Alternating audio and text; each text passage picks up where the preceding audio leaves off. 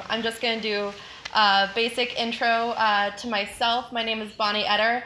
I did this particular project as my undergraduate thesis at Johns Hopkins University in coordination with the state of Alaska Archaeology Department, but I've just started my first year of my master's here.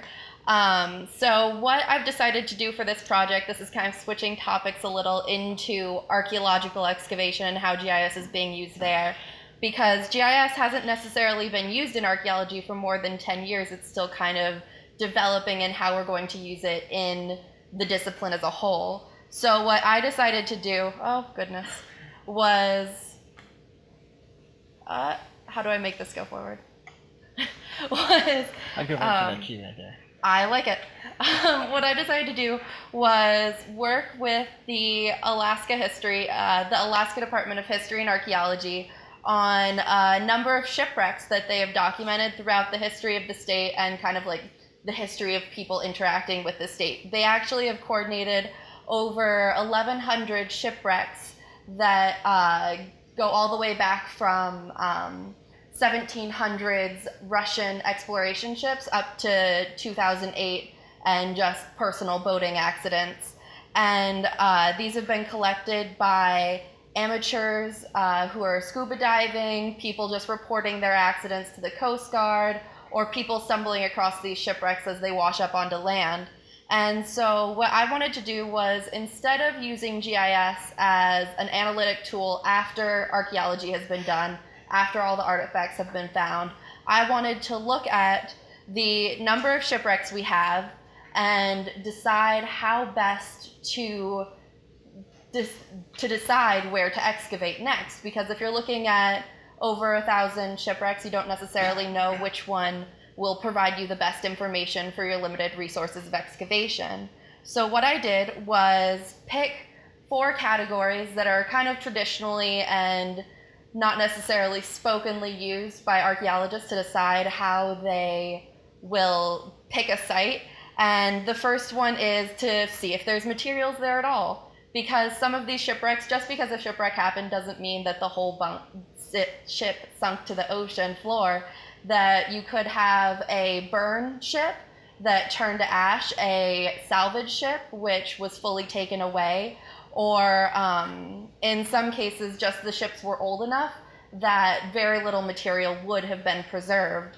And then secondly, if it's safe to excavate at all, some of these shipwrecks, if you look here along the Aleutian Islands, there are multiple Japanese submarines that were either nuclear powered or had nuclear weapons listed on their manifest when they went down that have not been excavated or even touched since they sunk in World War II.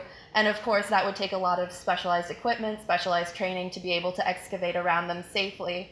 The next consideration was if it's even within logistical boundaries, which means for the United States to be able to excavate, for a United States scholar to be able to excavate these shipwrecks, the shipwreck would have to be within 3 miles of any given coastline.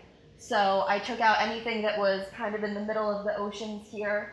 And finally, I wanted to pick a proper latitude that would kind of help create a better environment for archaeologists, because if you look above about central Alaska here, the environment is so cold and the permafrost is so intense that the excavation season is too short, and even during that short excavation season, the weather is very difficult to handle.